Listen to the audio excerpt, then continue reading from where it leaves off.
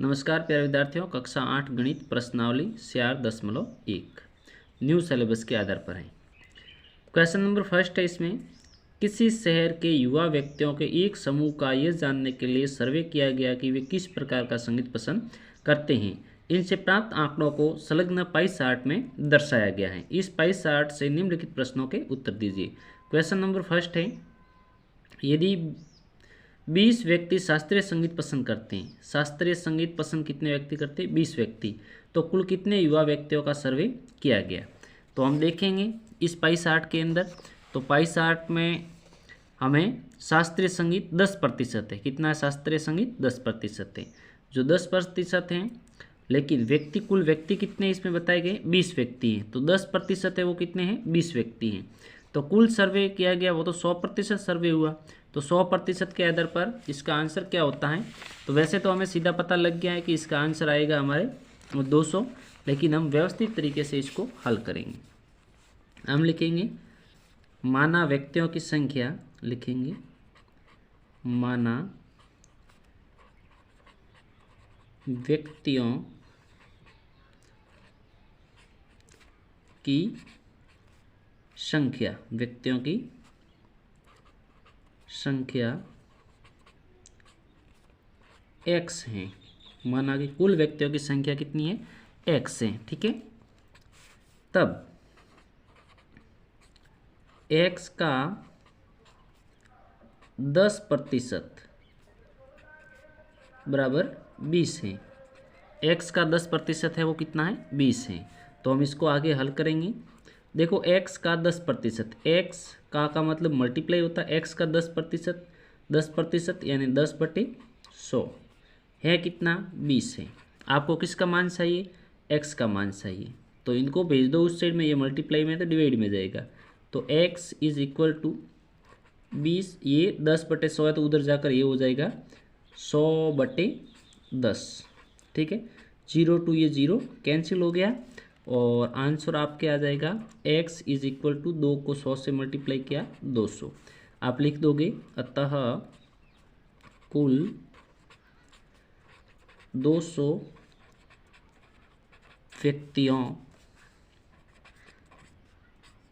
व्यक्तियों का सर्वे किया गया, ठीक है। अब इसमें दूसरा क्वेश्चन इसने पूछा है हमसे। दूसरा प्रश्न है, किस प्रकार का संगीत सबसे अधिक व्यक्तियों द्वारा पसंद किया जाता है? तो किस प्रकार का संगीत सबसे अधिक पसंद किया जा रहा है? तो इसके अंदर सबसे बड़ा ग्राफ कौन सा बन रहा है? ये वाला, ठीक है।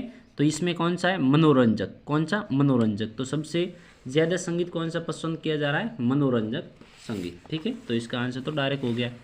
अब तीसरा है इसमें, यदि कोई कैसेट कंपनी 1000 CD बनाए, कोई कैसेट कंपनी है वो 1000 CD बनाए, तो वह प्रत्येक प्रकार की कितनी CD बनाएगी? प्रत्येक प्रकार की कितनी सीढ़ियाँ बनाएगी, ठीक है।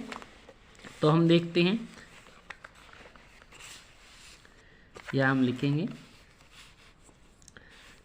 इस ग्राफ को भी हमें साथ में देखना पड़ेगा। तो क्या करते हैं, आपको ग्राफ यहाँ पर हम दिखाते ही रहते हैं इस प्रकार से, ओके। तो इस पाई चार्ट के अंदर हम देखते हैं, तो सबसे पहले मनोरंजक का ज्ञात करते हैं कि मनोरंजक के लिए सीढ़ियाँ कितनी बनेगी, ठीक है। तो मनोरंजक के लिए सीढ़ियाँ कितनी होगी? 1000 सीढ़ियाँ बनाई जाती है। तो सबसे पहले हम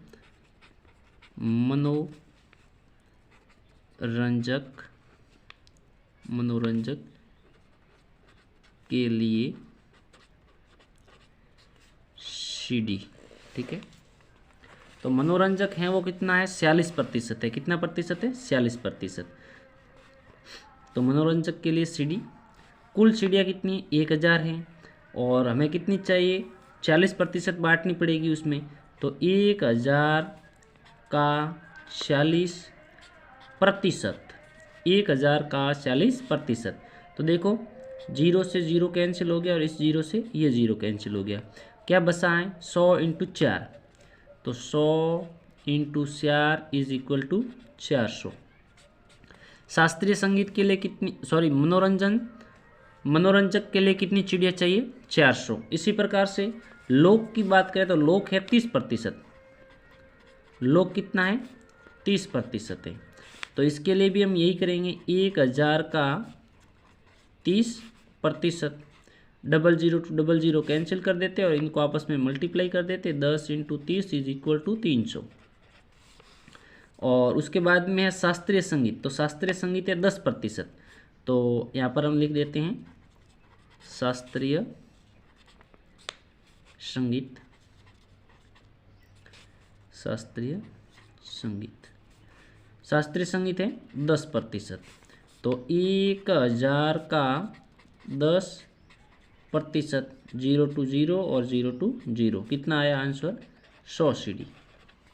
और उसके बाद में आ गया हमारे उपशास्त्रीय। तो उपशास्त्रीय है वो है 20% है। आप लिख दोगे उपशास्त्रीय संगीत 20% है। तो 1000 का 20%, 00 to 00 कैंसिल और 10 × 20 = 200।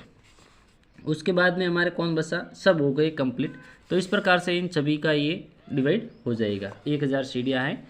तो आपके उपशास्त्रीय के लिए 200, शास्त्रीय के लिए 100 और शास्त्रीय के बाद में है हमारे लोक के लिए 300 और मनोरंजक के लिए आपके 400 सीढ़ियाँ। इस प्रकार से कुल आपके 1000 सीढ़ी कंप्लीट हो जाएगी। अब इसमें दूसरा क्वेश्चन क्या है?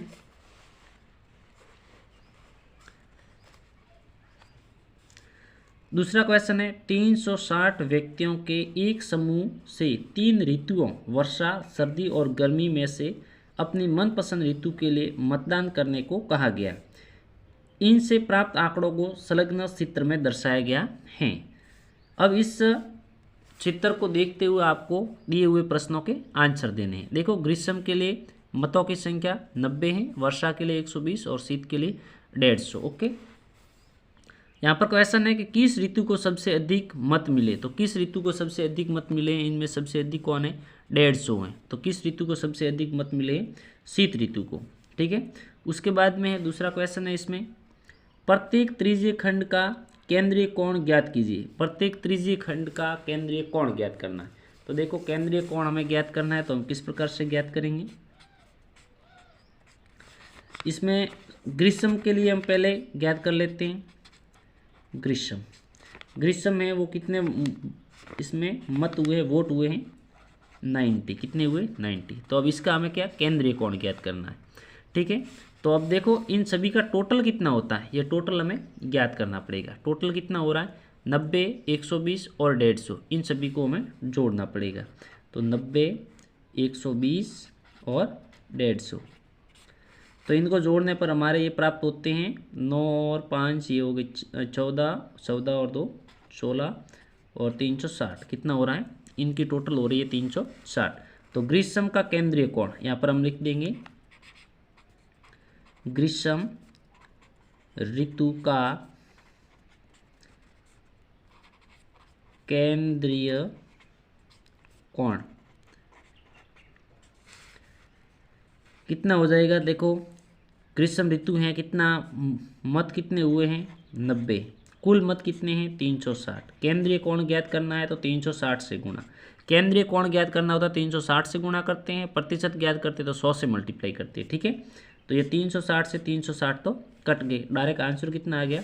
90 डिग्री। कितना आ गया? 90 डिग्री। तो ग्रीष्म का आपके कोण कितना बनेगा? 90 डिग्री। इसी प्रकार से आपके वर्षा का कितना बन जाएगा? 120 डिग्री का। और शीत का कितना बन जाएगा? 150 डिग्री बन जाएगा। इस प्रकार से इनके कोण बन जाएंगे। बाद में इसके अंदर क्वेश्चन है, इस सूचना को दर्शाने के लिए एक पाई चार्ट खींचिए। आपको पाई चार्ट भी बनाना है। तो चलिए ये भी आपको समझा देते हैं। पाई चार्ट बनाना है तो सबसे पहले तो आपको पता है प्रकार की सहायता से आपको वृत्त खींचना पड़ेगा। और वृत्त तो आपको खींचना आता ही होगा, मैं यहाँ आपको सिर्फ समझाने के लिए ऐसे बना रहा हूँ। ठीक है। अब ये आपके होती है त्रिज्या। तो सबसे पहले हमारे कौन सी ऋतु है? ग्रीष्म। तो ग्रीष्म का खींच लेते हैं। ग्रीष्म के लिए हमें कोण कितने डिग्री का मिला था? 90 डिग्री का मिला था। तो यहाँ पर हमें 90 डिग्री का कोण बनाना है। संधि की सहायता से आपको बना लेना है। तो संधि की सहायता से आप बनाओगे 90 डिग्री का यहाँ पर बनेगा। ये किसके लिए है? ग्रीष्म। तो यहाँ पर हम लिख देंगे ग्रीष्म। और उसके बाद में है वर्षा के लिए 120। तो अब की बार संदेह को यहाँ रखेंगे और 120 डिग्री का तो यहाँ पर आपके 90 हो जाएगा या 100 लगभग यहाँ पर हो जाएगा, ठीक है, लगभग यहाँ हो जाएगा। तो ये आपके किसका हो जाएगा, ये हो जाएगा आपके वर्षा का, तो यहाँ पर हम लिख देंगे वर्षा। और ये अपने आप कौन बन जाएगा आपके 150 का, तो ये किसके लिए होगा, ये 90 का है और ये है आपके 120 का और ये आपके 150 का हो जाएगा। ये किसके लिए, शीत ऋतु के लिए। ओके, इस प्रकार से दूसरा क्वेश्चन हमारे सॉल्व हो जाएगा। अब हम चलते हैं तीसरे क्वेश्चन पर। तीसरा क्वेश्चन है, निम्नलिखित सूचना को दर्शाने वाला एक पाई चार्ट खींचिए। ये सारणी व्यक्तियों के एक समूह द्वारा पसंद किए जाने वाले रंगों को दर्शाती हैं। यहाँ पर ये रंग दिए गए हैं, नीला, हरा, लाल और पीला। योग इसका हो रहा है 36। आपको पता है कि किस प्रतिशत ज्ञात करो, तो जैसे नीले का प्रतिशत ज्ञात करना है तो हम कैसे लिखेंगे, नीले का प्रतिशत अगर हम मान लो हमें ज्ञात करना है तो नीला है कितना, 18 है, कितना है 18 है, और कुल कितना है 36 है ना। प्रतिशत ज्ञात करना है तो क्या करते हैं, 100 से मल्टीप्लाई करते हैं। और यदि आपको पाई चार्ट बनाना है तो पाई चार्ट तो कोण के आधार पर होता है, किसके आधार पर होता है, कोण के आधार पर। तो यहाँ पर 100 से नहीं, कोण होते हैं 360 में से, तो यहाँ पर 360 से मल्टीप्लाई करते हैं यदि हमें कोण ज्ञात करना है। तो कोण किस लिए ज्ञात करना पड़ता है, पाई चार्ट बनाने के लिए। तो देखो सबसे पहले हम नीले का निकाल लेते हैं, कोण कितना होता है, नीला है कितना, नीला है हमारे 18। केंद्रीय कोण, केंद्रीय कोण 18/36 मल्टीप्लाई 360, क्योंकि 18 नीला है, ठीक है, और कुल है 36 इसलिए, ठीक है, बट्टे में कुल रहता है, आपको पता ही होगा। अब देखो इनको आप काट सकते हो, या फिर यहाँ 36 से इसे काट सकते हो, ये 10 बार कटता है, डायरेक्ट कट गया है। अब कितना आ गया इसका, तो ये आपके आ गया है 18 को 10 से मल्टीप्लाई किया तो ये हो गया 180 डिग्री, इसका आपके आ गया 180 डिग्री। उसके बाद में है हरा, तो हरे का भी ज्ञात कर लेते हैं। इसी प्रकार से आपको लिखना होगा, हरा आपके हैं 9, तो 9/36 मल्टीप्लाई 360, ये कट गया और आंसर आ जाएगा इसका 90 डिग्री। और उसके बाद में है लाल, लाल है 6/36 मल्टीप्लाई 360, कट गया और आंसर आ गया हमारे 60 डिग्री। और उसके बाद में है पीला, 3 है .360 मल्टीप्लाई में हो जाएगा और यहाँ ओनली फॉर 36 हो जाएगा, और ये इसका आ जाएगा, आपके आंसर आ जाएगा 30 डिग्री। अब केंद्रीय कोण, अब पाई चार्ट बनाना है तो आपको पता ही है, मेरे पास प्रकार नहीं है, नहीं तो मैं आपको समझा देता और बना दूंगा मैं अलग से वीडियो। आपको प्रकार के अंदर पेंसिल डालना है और उसको सबसे पहले इस प्रकार से आपको क्या पाई चार्ट बना लेना है। मतलब पाई चार्ट बनाने का मतलब ये इस प्रकार से वर्त बना लेना है, वर्त खींच लेना है, थोड़ा बड़ा खींचना है, और जो जहाँ नुकीला इच्छा था वहाँ से एक लाइन को आपको टच कर देना है इस परिधि तक। ओके, अब इसमें सबसे पहले हमारे कितना आया था 180 डिग्री, कितना आया था 180, केंद्रीय कोण नीले का 180 डिग्री, तो 180 डिग्री डायरेक्ट ही होता है, इस प्रकार से सीधा कोण बनता है। संधे की सहायता से आप मापोगे, ये 180 डिग्री हो जाएगा। और ये कौन सा है, ये नीला था, तो यहाँ पर हम लिख लेंगे नीला। उसके बाद में 90 डिग्री का, ये किसके लिए, हरा के लिए। तो यहाँ से देखो, यहाँ से ऊपर ऊपर तो ये बन गया है, अब ये आगे बनेगा तो ये 90 डिग्री यहाँ तक हो जाएगा। ये आपके किसके लिए आ गया, हरे के लिए। और उसके बाद में आपके आ जाएगा लाल, लाल के लिए था 60%, तो अब इससे आगे हम 60% खींचेंगे, 60 डिग्री खींचेंगे। तो मान लेते हैं कि 60 डिग्री लगभग ख्याल से यहाँ पर बनेगा, ठीक है। तो ये 60 डिग्री, तो ये किसके लिए, लाल के लिए।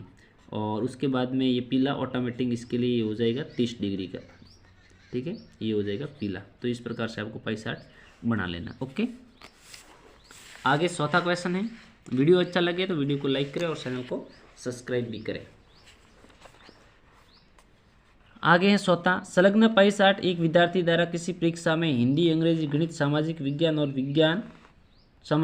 और विज्ञान में प्राप्त किए गए अंकों को दर्शाता है। यदि उस विद्यार्थी द्वारा प्राप्त किए गए कुल अंक 540 थे तो निम्नलिखित प्रश्नों के उत्तर दीजिए। आपको पूछे गए प्रश्नों के उत्तर देने हैं। यहाँ पर ये पाई चार्ट दिया गया है। इस पाई चार्ट के आधार पर उस स्टूडेंट ने नंबर प्राप्त किए प्रत्येक सब्जेक्ट में। किस विषय में उस विद्यार्थी ने 105 अंक प्राप्त किए हैं? किस विद्यार्थी ने कितने अंक प्राप्त किए? 105 अंक प्राप्त किए। किस विषय में? तो इसके लिए हमें ज्ञात करना पड़ेगा। चलो इसको मैं बाद में सॉल्व करवाता हूँ, पहले कोई डायरेक्ट होता है तो उसको सॉल्व कर देती हूँ। उस विद्यार्थी ने गणित में हिंदी से कितने अधिक अंक प्राप्त किए? और तीसरा क्वेश्चन है, जांच कीजिए कि क्या सामाजिक विज्ञान और गणित में प्राप्त किए गए अंकों का योग विज्ञान और हिंदी में प्राप्त किए गए अंकों के योग से अधिक है। केवल केंद्रीय कोण पर ध्यान दीजिए। अब देखो यहाँ पर तो हम केंद्रीय कोण पर ही ध्यान देंगे। देखो क्या बताया इसने कि सामाजिक विज्ञान और गणित में प्राप्त किए गए। तो सामाजिक विज्ञान कहाँ है? सामाजिक विज्ञान ये रही, इसमें है 65 डिग्री और गणित में है 90 डिग्री। तो इन दोनों को हमने जोड़ा तो 155 डिग्री हो गया है ना। तो 155 डिग्री होता है। गणित में प्राप्त किए गए अंकों का योग विज्ञान और हिंदी में प्राप्त किए गए। अब विज्ञान में कितना? विज्ञान में 80 और हिंदी में कितना है? 70 हैं। हाँ, इसमें 70 हैं। तो ये हो गए आपके 70 और एक 150 हो गए। कितने हो गए? इन दोनों का योग 150 होता है। किए गए अंकों का योग से अधिक है। अब इसको वापस क्वेश्चन को हमें पढ़ना पड़ेगा। तो इसमें अधिक तो कौन हुआ था? हमारे सामाजिक और गणित, इन दोनों का योग अधिक हो रहा है और इनका कम हो रहा है। तो इस प्रश्न को वापस पढ़ेंगे और पता करेंगे। जांच कीजिए कि क्या सामाजिक विज्ञान और गणित में प्राप्त किए गए अंकों का योग गणित और सामाजिक में जो अंक प्राप्त हुए उसका योग विज्ञान और हिंदी में प्राप्त किए गए अंकों के योग से अधिक है। तो हाँ, बिल्कुल अधिक है। सामाजिक और गणित के अंकों का योग अधिक है। किससे? विज्ञान और हिंदी से। तो इसमें तो आपके डायरेक्ट आ जाएगा हाँ। क्या आंसर आ जाएगा? हाँ। अब हम इन दोनों का आंसर हमें पता करना पड़ेगा। तो पहले में तो 105 किसके लिए आता है? तो ये ज्ञात करना पड़ेगा 105 किसके लिए आता है। पहले गणित का ही ज्ञात कर लेते हैं। तो गणित में